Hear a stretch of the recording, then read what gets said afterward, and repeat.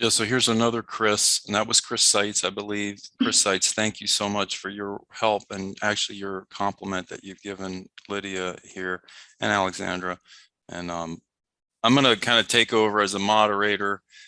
You know, we typically, just in case someone has forgotten or doesn't know this, a lot of times these sessions will run all the way till noon. You, of course, do not have to feel obliged to stay, but there's certainly a lot of potential for discussion. And I know Lydia and myself are planning on being here, so you don't have to worry about keeping us. We're planning on being here a while if you guys would like to talk about anything.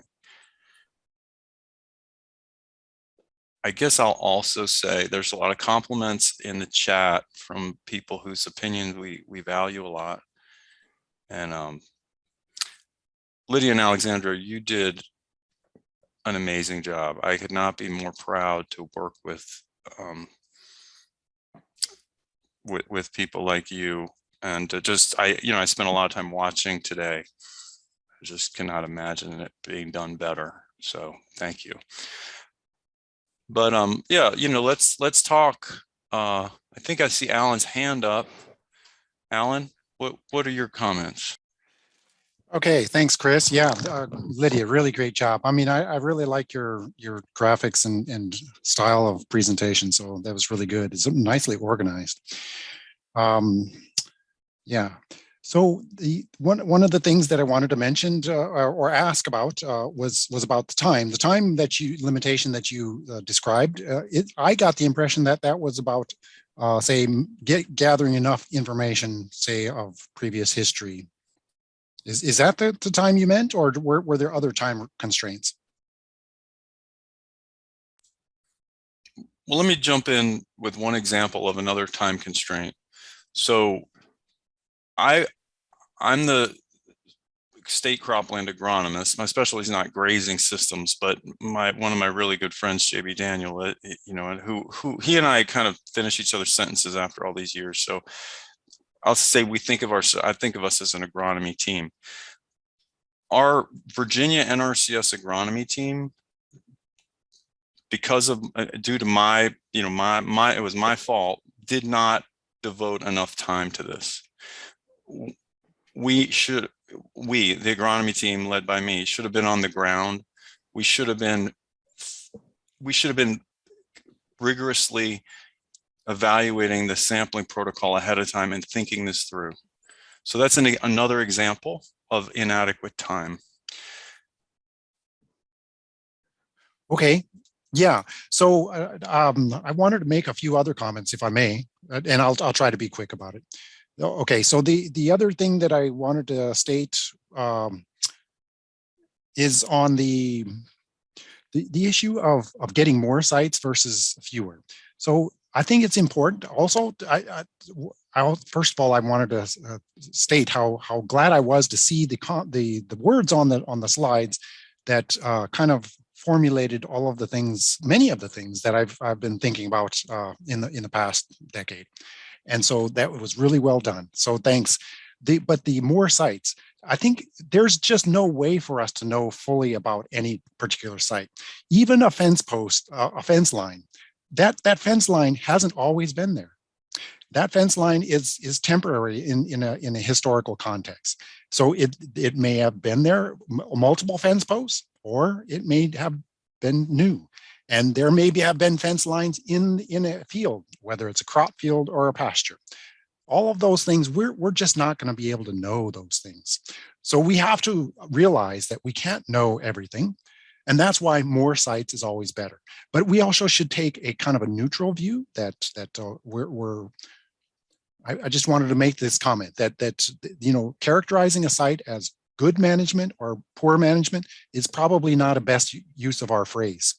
We should try to avoid that, only because we want to build partnerships, and we need to understand. I think it's important to get at extreme management cases. So I think you gave a nice example of a tilled field versus a pasture. That's a good scenario to get at, and I like that approach. But I think we should avoid characterizing management as good or bad. let's let the information we gather tell us whether it's good or bad. Let's let the farmer know or to tell us whether he's making money or not, or whether the environment is suffering or not. We can make those kinds of observations. That's all good. Okay. The final point I wanted to mention is that I know that it's the temptation of many people to get out in the summertime to do sampling. You know, you could avoid a whole lot of stress and a whole lot of worries by not going out in the summertime. Summertime is often dry, and working with dry soil is just a big challenge. So just let you know a little bit of my experience. I try to target, a more reliably wet period. Of course, not when it's, raining or snowing, but choosing, an early spring or sometimes summer is okay. I'm not saying, but too often we rely on the summer when maybe we should be looking at other times of the year. So thanks again. So I'm going to jump in right away, Alan. Thank you so much for your comments. And if anyone doesn't know Alan Francis, it's hard to overstate how fortunate we are to have him in general, but to have him join us and spend so much time listening to what we're saying and giving us feedback is truly priceless. But just to go back to the last point, you just highlighted another example of where we just didn't, we were challenged by time, because the nature of the team was such that we were kind of forced, in large part due to Alexandra's schedule where she was going to Wyoming. We were kind of forced into doing it in the summer, right? And that's another example where if you're rushed, you're going to force yourself into periods of the year where you're maybe following a drought or something like that, which is less than optimal. So a third example, right, of the challenge of time. But I want to go back to what you said about more objectively characterizing management. And JB, I think, is still on this and on the call, and it might be good for JB to throw in some ideas. I will just say this: we really need that. But when I say an agronomist should have been involved in the sense that we should have been asking, very sort of detailed, objective questions and trying to quantify and objectively characterize the management, like, average days of rest following a grazing period, average, what would you say is a typical number of cows per acre that you were carrying on this field, those kinds of questions. And frankly, I'm not sure we have sort of a list of the interview questions of that level of detail. I'm confident that the DSP system, the national protocol, doesn't have the level of detail that the kind of questions that probably JB would have asked. So I think that's a need. And of course, we're back to this last point. When you are characterizing, trying to compare relatively subtle management differences, right? Which is, we've got this perennial grass and we've got more intensively grazed versus less intensively grazed. You're going to have to ask, you have to ask some pretty, your objective questions are going to be very subtle, compared to saying, well, yeah, this has been tilled since my grandfather took it over, so this has been tilled every year for 100 years versus this site, which is, I know, has been in sod for 100 years. Like, that is a much easier thing to characterize. Okay, so I don't know if JB's going to take the bait. Yeah, go ahead, JB. Sure, Chris, can you hear me? Yes, we can. Okay. Yeah, and I'll state up front, I wasn't as involved in this getting started as I probably should have been. Looking at this, I take the blame for my portion of that. There's just a lot of lessons that we're learning, this morning. And I'm thankful for the way y'all have highlighted how the project was designed and how the collection took place, and really the lessons learned. It's going to benefit all of us going forward. And but yes, getting back to Alan's point about finding a better way to put into context the management history, not using good versus bad and so forth. I look forward to being part of a little team that, whether it's Alan, Lydia, you, and whoever wants to be part of that, let's talk through that in a different session and work to come up with some realistic categories, so to speak, that we can classify, whether it be grazing land, and then maybe the same things with on the cropland side and so forth. So, I'll just say, as it relates to going forward, I commit to be more involved and being able to be part of a team that helps set up some of this to where we I guess match the sampling with the site and the goal of what we're looking for.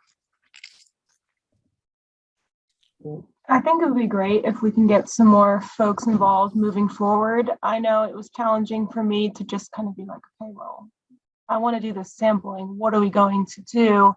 And that's where, I'm thankful for how thorough the DSP guide was, but I do think there'll be a lot to be learned. Hopefully from the data, maybe we can fine tune our approach next time. And one of my goals was to learn a lot, and I think we certainly did through this pilot project. Anytime I got stressed, Chris Seitz would just be like, Alexandra, it's a pilot. And he's truly right. And I think we're in a good place now to move forward. And I think the SHAW group is really going to help with that. Yeah, I was just going to chime in and say, in addition to what Chris and JB and Alan were talking about on the categorizing management side of things, I've had a lot of discussions with JB, with Chris Lawrence, with Alan Franzluvers, and also with Ryan Stewart about management, about how to categorize that, what type of questionnaire, what are we going to include. And so on my to-do list is definitely to get, these guys together and to have a conversation and to develop a more comprehensive list of questions that we want to answer. And one thing that I talked to Dr. Stewart about some is the idea of not necessarily having management as something that's categorical. Like Alan was talking about, it's not really a good fit for this, but maybe looking at it as more of a continuous variable that maybe it has some type of rating. Maybe we're going to focus on a certain number of factors and then rate each of the sites based on that. So that way it's a little more representative, because like we've talked about, it's very complex and it's really hard to put these complex management histories and sites into just categories. And so that might be a better way of doing it, but I don't know. So that's definitely an area where we need to have some more discussion and talk through that and think through that a little bit more. And Alan, to get back to your question on time, I think truly each of the parts of the project took more time than we had allotted or than we thought we had. And a lot of that was complicated by the fact that I was still working for the field office at that time. And so this was not my primary responsibility. This is something I was just doing because I was really interested in it. So I couldn't necessarily work on it as much as I wanted to. And then Alexandra has her regular responsibilities in addition to getting ready to go on detail, which pushed a lot of this to happen at not a great time. Like you talked about not sampling in the summer. And I think that's one of our key takeaways is you need to do your sampling when according to the weather and what's going on, not according to when you have time to do it. But, that's not always possible or feasible. And so we did it, Alexandra did it when she could to get it done with this project. But now we learned from that. But I think that the planning, the actual collecting samples and just coordinating all of this and getting the soil samples where they need to go and keeping everything organized, just all of the steps took more time than we thought. So hopefully that helps answer your question a little bit better. One of the things that was a major holdup was just getting that refrigerated, vessel to keep all of the samples in. Maybe moving forward, if we had a large box chest or something to get started sooner, that's going to be a major hurdle for anybody in the state of Virginia trying to do a DSP project. And we should bribe a local restaurant, let us use their walk-in fridge. I don't know what the answer is, but that is one of the things that held us up. Well, I totally agree with that, Alexandra, because you look at the size samples we took from sampling, and you look at the size of that unit we were putting it in, those,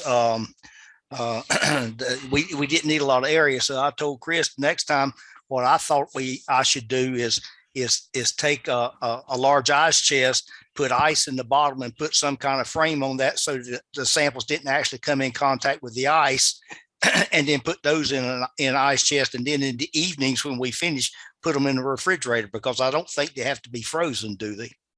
They don't have to be. I think Alan's going to talk to that a little bit. But the other thing I wanted to note is that what complicated it is this was in the, heat of COVID happening, when there was like a shortage of chest freezers. And so we considered, like, we have funds, we can get a freezer, but we legitimately could not get a freezer. But I know maybe what Alan's going to talk about, and that's like the sampling season. If it's cold, there you go. But I will let Alan, he has his hand up, so go ahead. Okay, thanks, Lydia. Well, I wanted to bring the point to, like, why you have this freezer that you want to have, but what are the analyses that are telling you that you have to have this freezer? So what happened is that so I know that for your, the soil test biological activity, you air dry the samples, and the issue was we had to do all of the sampling in a very short period of time because Alexandra was leaving. So we only had like 2 weeks to do all 9 sites. And so there wasn't enough time to be able to air dry the samples after every sampling day. So after we went out and pulled samples, we didn't have the space to dry samples. We didn't have the time, nor like we just didn't have the space. Honestly, the Harrisonburg field office is very full of people and stuff. And so there's no space to dry soil samples there. And at the time, like, we didn't have the capability at home to drop the samples either. So that was just a lack of space and of time, and that we couldn't air dry samples. So alternatively, we were trying to keep them cool until we could air dry them, because I don't think even for those samples we sent to Cornell or anywhere else, Alexandra, you can correct me if I'm wrong, but I don't believe any of them had to be refrigerated or frozen for this. It was just to stabilize them until we could dry them. Pretty much, yeah. I think Alan, a lot of unknowns as well. Yeah, Alan, how important is it to stabilize samples either by drying or by with drying or with cold, if we're going to assess biological properties or possibly nitrogen, things of that nature? What do you advise? Well, sure. Like the issue is of temperature and moisture. Those 2 factors will then drive, further activity of organisms and the chemistry. So but in that time period that you're sampling, if in fact your intent is to dry the sample, then you can use simply, the atmosphere as your drying environment out in the field. Of course, that requires you to develop a system where you have protection from any precipitation that might occur. You have to, and it takes space. So all of that is important to understand. But I'm just thinking, you spent a lot of time trying to get to refrigeration, and it sounds like maybe you're going to do that again. But is it really necessary? It seems like if you can dry the samples as soon as possible. And in fact, when you took the samples during the year that you took them, it sounded like it was quite dry. The samples were dry. So, there's not going to be any activity. And that's something I can distinctly remember talking with these guys about. And again, it was kind of a learning by doing. But you bring up a great point. And by the way, the next webinar, Lydia is going to try to unpack or lead us in unpacking some of the logistics issues. And this is going to be a perfect lead into that, the logistics and implementation questions. I remember saying, if we don't get some mechanism in place to stabilize the samples, it's going to rain 3 inches, a few days before sampling. And the sampling will be easy, but then these samples are going to be really wet.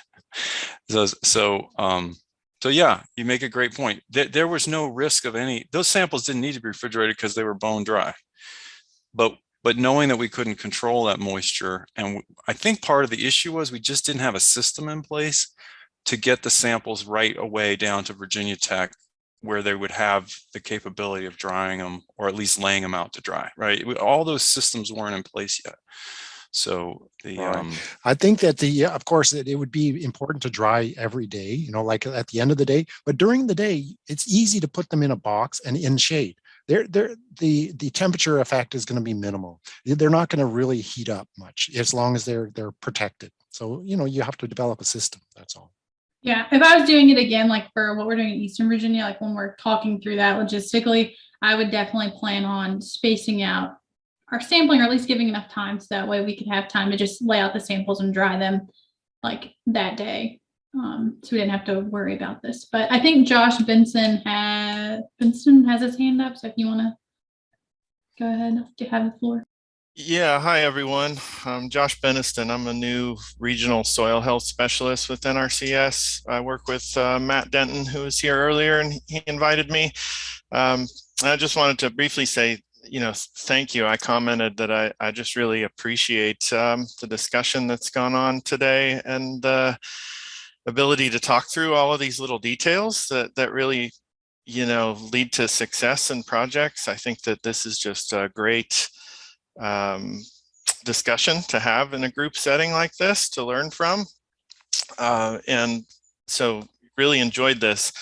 I almost, raised my hand earlier, and then you got to the slides about sort of the number of samples. So a lot of the work that I've done has been this work of, sampling agricultural experiments to look for the effect of treatments on soils and dynamic properties. And so, that approach has always been to, what I have learned is to try to get more samples and more representation of the space. And so I think that's what I wanted to comment, that I think that those slides you presented toward the end, point toward a good direction for dynamic soil properties. And if I read between the lines of some of your comments, it seemed like the amusimeters maybe were a hang up in the field. So I wonder if perhaps getting more soil might be more valuable than measuring the saturated hydraulic conductivity. And I think there's, that there are sort of different styles that I also see sort of the agricultural soil science meets soil survey in these projects, right? And we have different styles of sampling. But, I think through the projects I've always been involved with, generally when we collected more soil, we got more successful data analysis, whether it was more discrete samples or composite samples that contained a lot of soil. And similarly along those lines, in some, a grazing system, as you point out, also is really complex because there's then variability, due to things like where the animals get fed. And so my approach with stuff like that has been to sometimes to avoid those areas, right? Because maybe they don't really represent the treatments in the same way. So those are some comments that I had. I'm sort of new to the NRCS DSP protocols, so I look forward to digging in. And again, just thank you all for sharing your experience. I think this is really valuable. Josh, thank you for being here. And I should thank Matt. I don't know if he's still here, but for engaging in this. What is your role going to be? What geographic area are you covering for Soil Health Division? I'll be part of the Eastern team with Matthew, but we're in the process of figuring out exactly which states folks will cover.